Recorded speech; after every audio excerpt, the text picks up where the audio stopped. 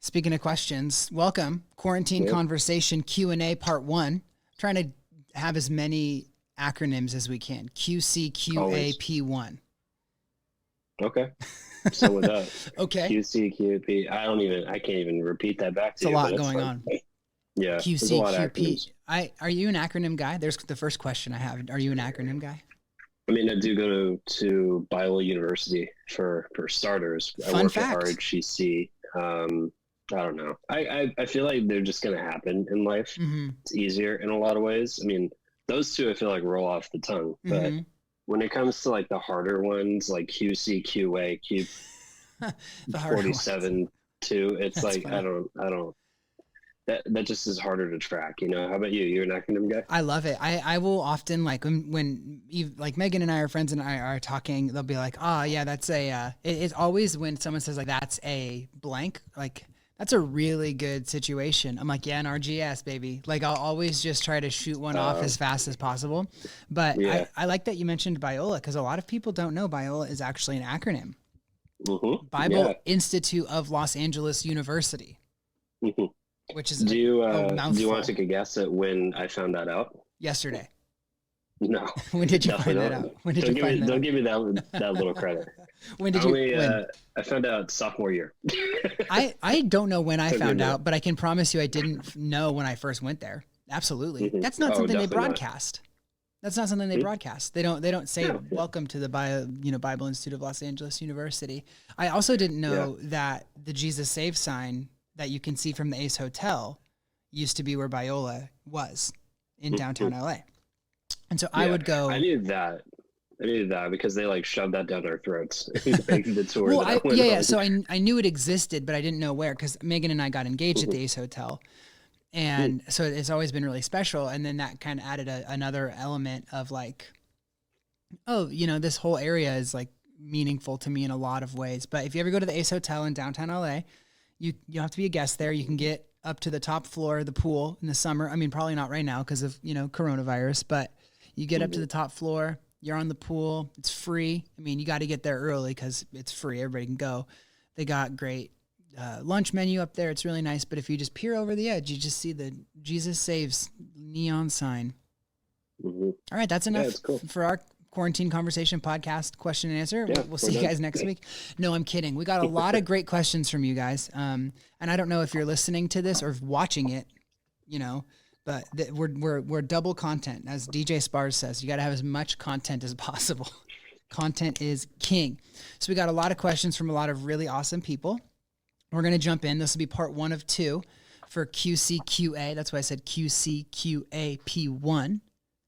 So these all range from personal preference, opinion, kind of fun ones, and then there are some theological ones as well, kind of the mixed bag that we always have. And so this is a very appropriate question given that it's really nice outside. The first question we have, Matt, what is your favorite kind of weather? It's a good question. I think not this weather, to be honest. Well, I mean, it's fine. It's good. You can't hate it. For me though, I'm a cold weather person to the max. So I love just like rainy days. When we first had quarantine, I was vibing hard because it was like all raining and everything for like that entire week and everything. And it was like, I have to stay inside and it's raining. Perfect. So that was my best. I was vibing. Win-win. Sure. Win-win. Yeah. I was totally winning. And then probably definitely snow. I'm into snow and stuff like that. And like I can thrive in that condition. I don't get bogged down by it. I get excited by it. So yeah, I like that. Nice. Cold weather. Yeah, that's great. How do you do at Delta? It's a struggle, man. Especially the last couple of years. Cause I feel like my senior year when I went, it was fine. Mm-hmm. It was okay, but like, dude, the last couple of years have just been record hot, like 100 degrees plus, and like just couldn't handle it. It was bad. It gets brutal. So it must have been your junior year then. My first year on staff, 2012, Reed Delgado told me it was the hottest year on record. It was like 100 and maybe like 111, 112. It was so bad. Like no one even wanted to swim because it was so hot. Hi, Megan. We're Yeah, recording that's a crazy. podcast. Hi. This is the fun part of recording at home. What'd you say? I want to answer some questions. What's your favorite type of weather? Summer. Summer. 78 Summer. and sunny. 78 and sunny. That's nice. Yeah, that's my answer There as you well. go. I really like the weather today. Complain. It's nice and it's clear, but I don't love too hot. My apartment gets really hot, so we being myself, I really like 75, 77, 80 and sunny, where you're doing t-shirt, jeans, and then at night it gets a little colder, you put a hoodie on. That to me is where the real money is in terms of weather. So right now we're in the good parts. I hate October when it's like 104 degrees and people are talking about like fall, and I'm like, this doesn't make sense. So I think I do wish we experienced more seasons in California. I think we experienced, I wish we had more like of that, you know. My mom lives in Minnesota, so I went and visited her in, it was very beginning of October, and it was so beautiful, crisp, cool, leaves were changing, none of that. Came back, it was like 134 degrees here. Anyway, so that's our favorite type of weather. We pretty much span the calendar, you and I. You'll take the front half, I'll take the back half, and we're all good to go. So there you go. Next question. We cannot like, I cannot underestimate how different I think our answers are going to be on this one. You're you. I just more think, than anything, you're you. I think that we're gonna like, well, last time we spanned the calendar, this time we're gonna span like every personality type. So honestly, this is a really good question. Something I'd never thought about in my entire life. What is something on your bucket list that you think is unique? First of all, Matt, do you have a bucket list? Do you have a list of things you want to do before you die? I have a very like lazy bucket list. I mean, I literally don't write any of it down. I don't remember any of it until it's like, oh yeah, that's right, you know, kind of thing. I mean, I'm about to die. I better do some stuff. Yeah, I do, but I don't. Yeah, exactly. Yeah, I do, but I don't. So yeah. So how do you answer this question then? You go first. That's how I'm gonna answer this question. So I am like obviously really into cycling, and I think that a really fun thing to do would be go for like a multi-day, maybe even like a week-long cycling trip where you have all your stuff on your bike, like a tent and change of clothes and stuff, and then you like camp progressively over a couple days. I've done that once. I did it overnight, rode my bike to San Diego, and that was like one of the top 10 moments of my life. So I think maybe if I'm ever on sabbatical, where you get a couple months off just for being, you know, working too much, I'd have a week or two, and I would love to fly up to San Fran with my bike and stuff and all this stuff. And I would love to ride maybe with some friends or whatever from San Fran to LA. I think it takes like 5 days, and there's some really defined routes. I think it's fairly safe and really, really, really gnarly, but I would really like to do that. So that's probably number one on my bucket list. Also, run a marathon is on there. I got really into running in college, but I've never ran a marathon before. So those are two. Marathon's not unique, but the biking one might be. So yeah, what about you, Matt? What is on your bucket list that's unique? Dude, just side note, I think I would literally just flashed on this. I don't know why, but like Big Sur for bike riding must be gnarly, but awesome. I mean, I don't think it could be beat, right? Like I think that's probably the crown jewel of the ride. So that's something I really want to experience. Yeah, just going down Highway 1, like all those rolling hills would be really fun. So yeah. Dude, that'd be awesome. All Very right, awesome. cool. Yeah. All right. So I got one. I got a legitimate one. Definitely skiing in the Alps. Okay. Or like Switzerland or something like that, you know, like Yep. I always hear about like just different like towns and stuff, because there's a lot of places in Switzerland where it's just like dedicated to skiing. Okay. And so like you'll do just like one run a day, but it's like a 10-mile run. Wow. And so like that's it. You know, that's your whole day basically. Is that like cross country skiing? Is that what they call that? I mean, it kind of is, but a lot of it, I mean, my dad did one of them, and it was just like, it was all like a downhill thing. So he had like normal skis on, because there's differences between cross country skis and downhill skis. Right.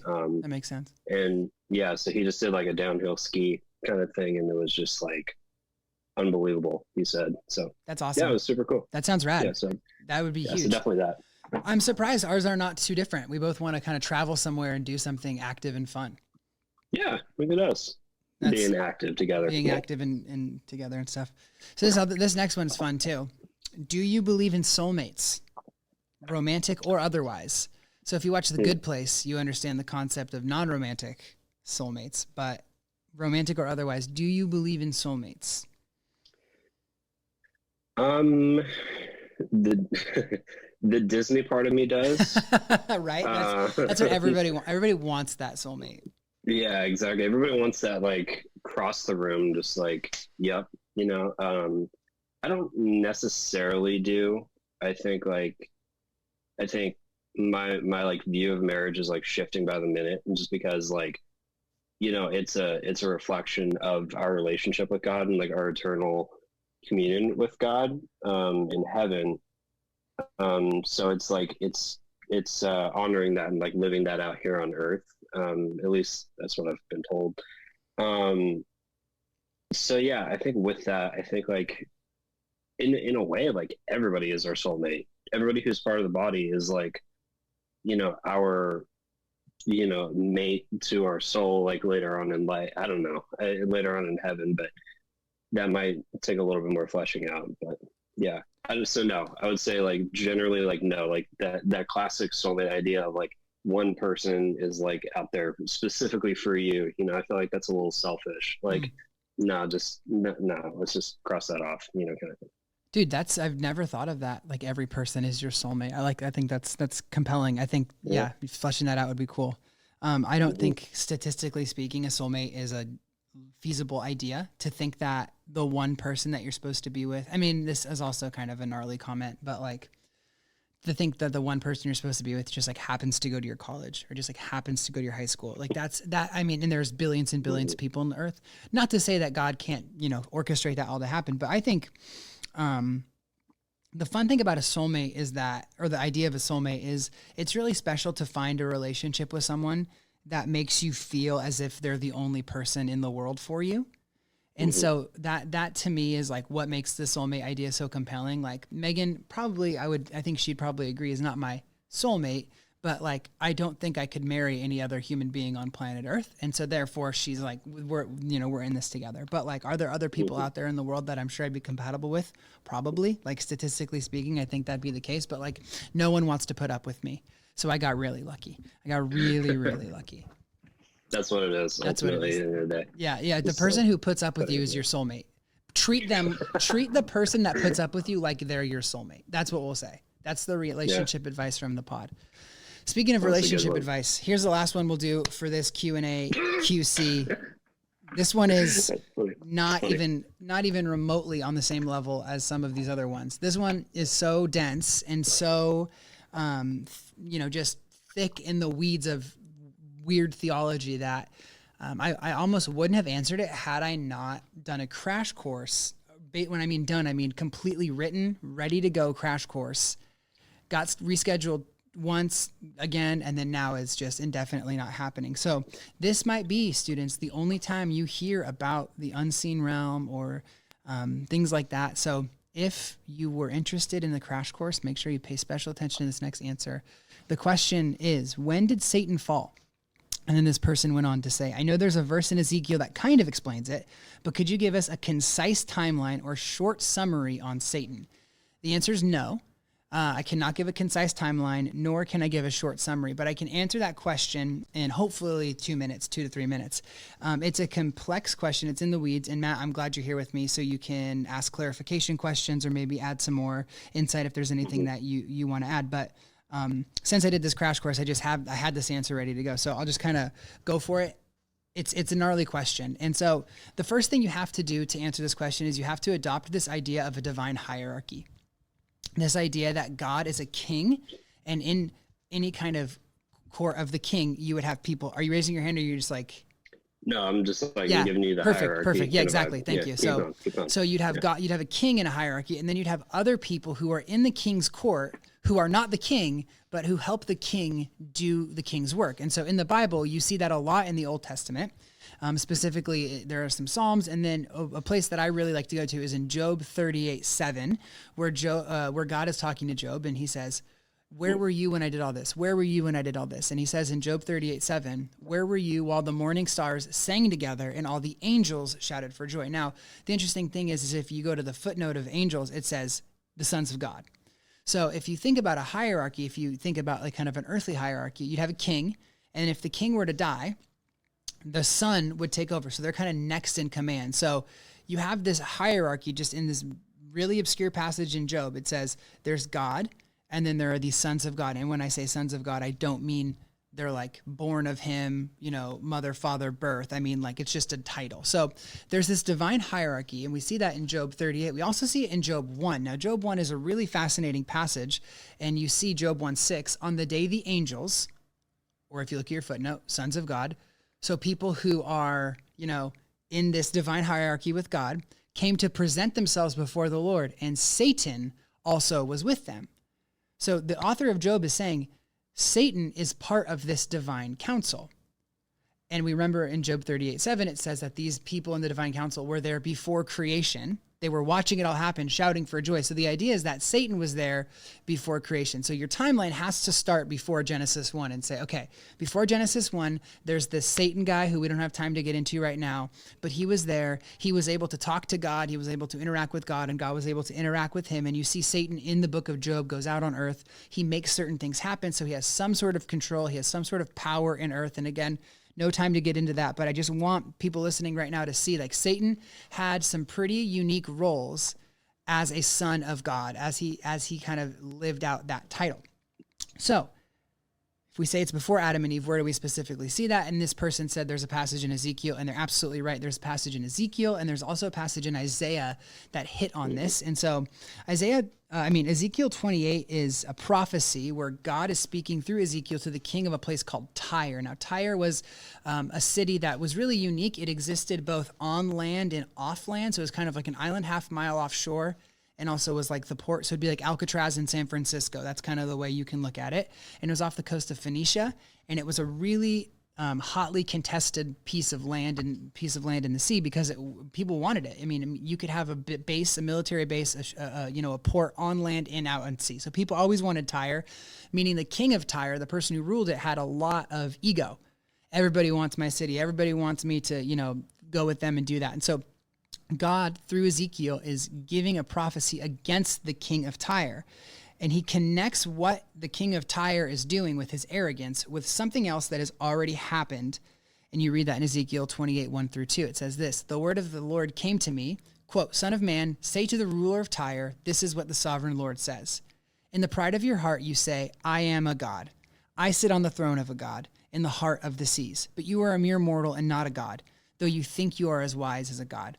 So the king of Tyre is going around saying he's like a god. That's something you have to remember. And then you go down to Ezekiel 28, 7-10, which says, God says, I'm going to bring foreigners against you, the most ruthless of nations. They will draw their swords against your beauty and your wisdom and pierce your shining splendor. So again, this king of Tyre has a lot of shiny things. He looks beautiful, so to speak. But they will bring you down to the pit, and you will die a violent death in the heart of the seas. Will you then say, I am a god? In the presence of those who kill you, you will be but a mortal, not a god, in the hands of those who slay you. You will die the death of the uncircumcised at the hands of the foreigners. So basically God's saying, you have arrogance. You walk around and you say, look how bright I shine. Look how beautiful I look how much of a god I'm like.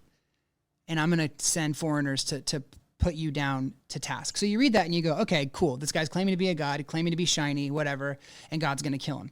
And then Ezekiel 28:11 shifts it and says, listen, something like this has already happened. And so you read in Isaiah, I keep saying it, Ezekiel 28:12-19, God changes and he says this to Ezekiel: Son of man, take up of a lament concerning the king of Tyre and say to him, this is what the sovereign Lord says. You were the seal of perfection, full of wisdom and perfect in beauty. And then you were in Eden, the garden of God. Wait, hold on. Was the king of Tyre in Eden? No, absolutely not. So he's talking about someone else. So you have this, okay, so Satan, son of God, existed before creation, and now you start to see a little bit more about who this person was or who this thing was. You were in Eden, in the garden of God. Every precious stone adorned you, so you were shiny: carnelian, chrysolite, emerald, topaz, onyx, and jasper, lapis lazuli, turquoise, and beryl. Your settings and mountings were made of gold. On the day you were created, they were prepared. Then here we go. You were anointed as a guardian cherub, for so I ordained you. You were on the holy mount of God. You walked among the fiery stones.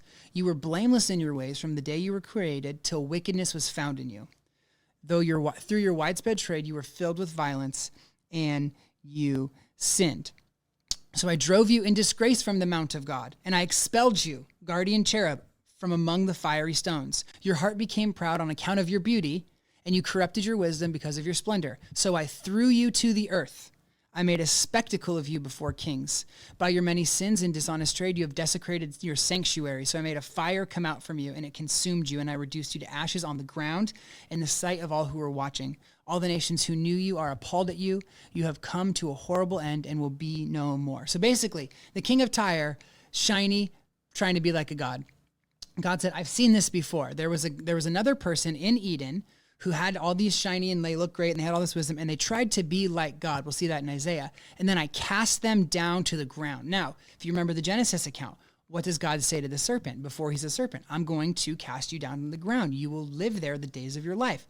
Oh my goodness. So this is what we're talking about. So this is kind of one of the first places we see the fall of Satan. Then you also see it in Isaiah 14:12. God says, how you have fallen from heaven, morning star, son of the dawn. You've been cast down to the earth, you who once laid low to the nations. Okay, so now we see that this person was up high and then down low. What did they do? Isaiah 14:13. You said in your heart, I will ascend to the heavens. I will raise my throne above the stars of God. I will sit enthroned on the mount of assembly, on the utmost heights of Mount Zaphon. I will ascend above the tops of the clouds. I will make myself like the Most High, but you are brought down to the realm of the dead, to the depths of the pit. So basically, all that to say, in 7 minutes, not 3, sorry, Satan, before Adam and Eve, was a son of God, not by birth, but he lived in as this category, as this title, and he, like the king of Tyre, or like the king of Babylon in Isaiah's case, got way too big for his britches, and he says, I want to be like God. Now, God is the Most High. No one can be like God. His pride got in the way, and God said, you know what? Because of this, I'm going to cast you down to the earth, and that's what we see in Genesis 3. Here's the fascinating part, though. Satan tries to get us to do the same thing in Genesis 3. You can be like God. That's literally what he says to Adam and Eve. You could be like God, like I tried to be like God. And here's how it worked out for me. Maybe it'll work out differently for you, except he knows it won't, and then sin enters the world. So there's no timeline. It's not like 13, a million BC. I can't give you a calendar date, but I can say that it's certainly before Adam and Eve, because you read the Bible, and in chapter 3 of Genesis, you already have an enemy. You already have someone who's saying, I don't like you guys. And you're like, whoa, what happened? Obviously, there was sin in his realm, and then he brought it into ours. So dense. Audience of one. Audience There of you one. go. So if you're still Impressive. listening, text me, students, and let me know that you don't understand a word of that, and maybe we'll do a crash course at some point. But man, I need to land the plane here, Matt. Yeah, We got some more questions though. We got some more questions, and I'm excited for you to jump in and maybe answer some more next time because I just talked a lot. But okay, cool. No, you're Students, thanks for listening. A little long for the QC QA P1. We'll see you back here next week. Spoiler alert, Matt and I will be wearing the same exact outfits because we're just going to cut this one and start recording right after. Anyway, Yeah. we will see you guys then. QC QA P1 out.